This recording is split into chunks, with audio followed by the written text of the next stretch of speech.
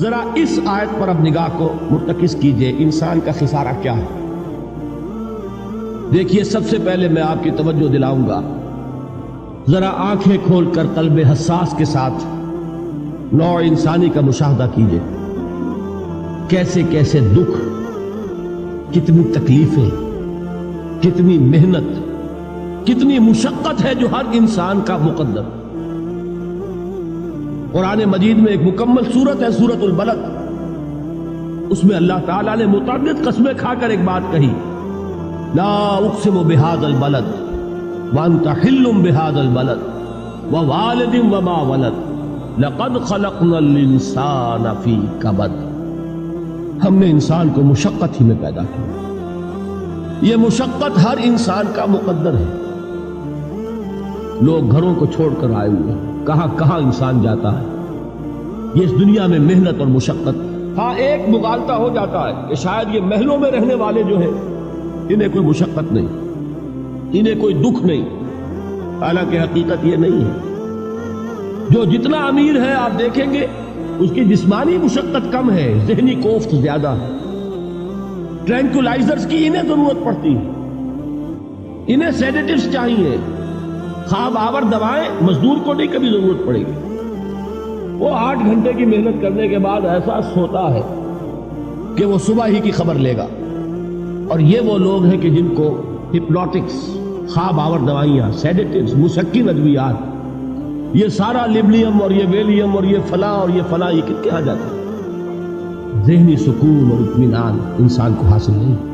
کسی کی جسمانی مشقت ہے، کسی کی ذہنی مشقت۔ میں آپ کو یاد دلانا چاہتا ہوں مہاتما گوتم بدھ کا معاملہ۔ 30 برس کی عمر میں کپل وستو کا شہزادہ محل کو چھوڑ کر نکل گیا، جوان بیوی کو سوتا ہوا چھوڑ کر گیا، شیر خوار بچے کو چھوڑ کر گیا۔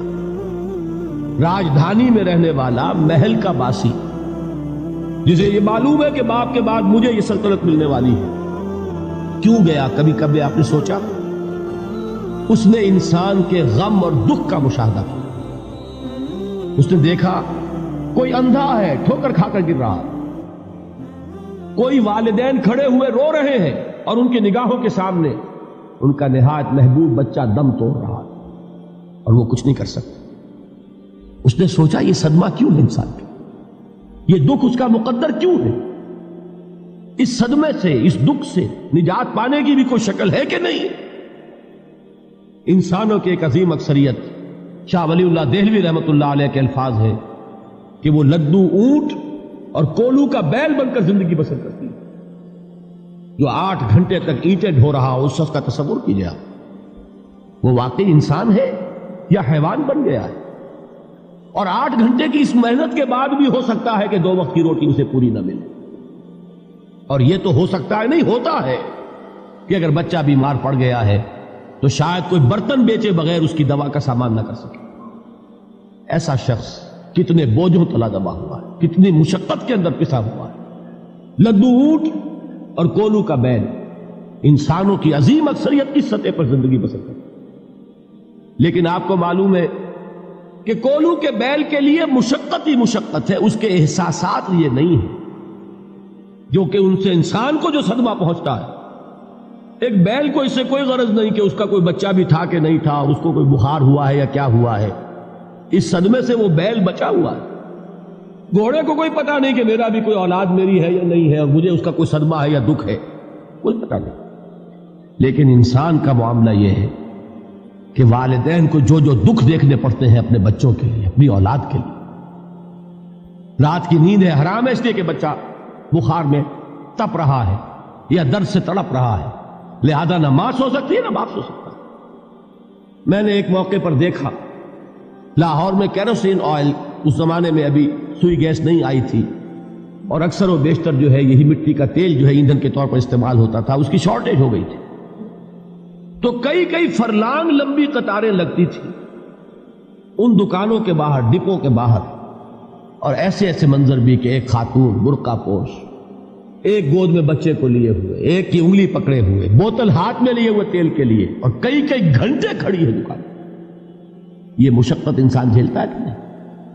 غالب نے اس کا نقشہ کھینچا ہے کہ رنج سے خوگر ہوا انسان تو مٹ جاتا ہے رنج. مشکلیں اتنی پڑی مجھ پر کہ آسا ہو گئی.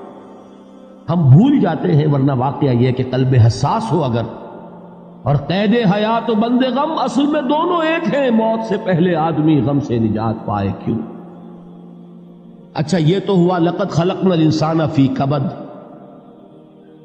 حیوانات کا معاملہ ایک اور اعتبار سے آسان ہے. ان سے کوئی محاسبہ بھی ہے کیا؟ کوئی جواب دہی بھی ہے؟ کوئی ان کو اللہ کے حضور میں کھڑے ہو کر اپنے اعمال کا حساب بھی دینا؟ نہیں. انسان کی یہ ٹریجڈی ہے، یہ المیہ ہے انسان.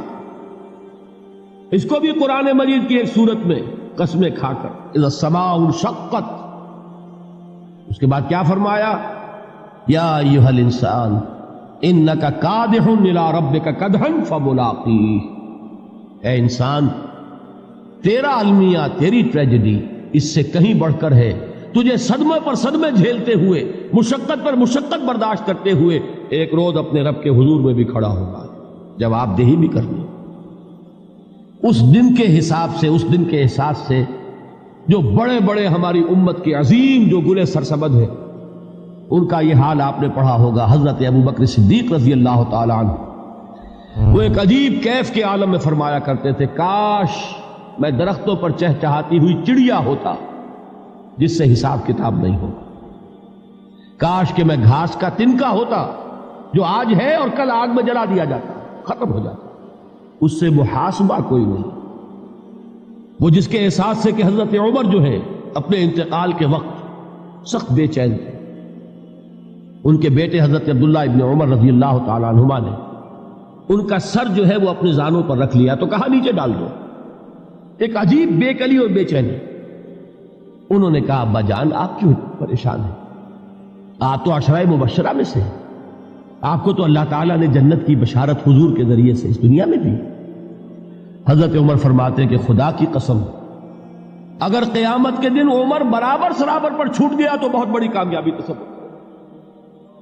یہ احساس جن کو ہوتا ہے. حضرت علی کا حال کیا ہوتا ہے؟ ابھی جو آپ نے حافظ صاحب سے سنا، یہ حضرت علی کا معاملہ ہے کہ ایک تیر پیوست ہو گیا تھا، کسی طرح نکل نہیں رہا تھا.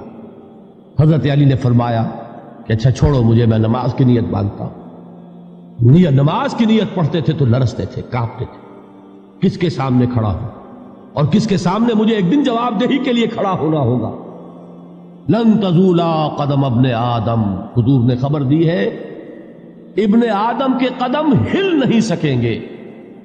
جیسے مجرم کھڑا ہوتا ہے کٹہرے کے اندر، اس کٹہرے میں سے ہل نہیں سکو گے حتی یسأل عن خمس، جب تک کہ 5 چیزوں کا حساب نہ لے لیا جائے. وہ 5 چیزیں کیا ہے؟ کان کھول کر سنیے. عن عمرہ فیما افناہ، عمر کا حساب دو. یہ 80 برس اور 70 برس ہم نے تمہیں دنیا میں دیے، کہاں ضائع کیے؟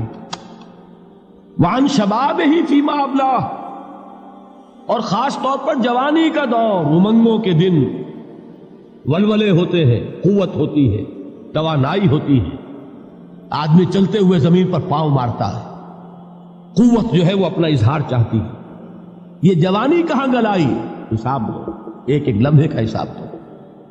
وَعَن مَالِهِ مِنْ أَيْنَ اكْتَسَبَهُ وَفِيمَا أَنْفَقَهُ، ایک ایک پائی کا حساب دو. مال کا کہاں سے کمایا تھا، حلال سے کہ حرام سے، اور کہاں خرچ کیا تھا، گل چھروں میں، عیاشیوں میں، یا نیکی کے کاموں میں، ادائے حقوق اللہ کے دین کے لیے.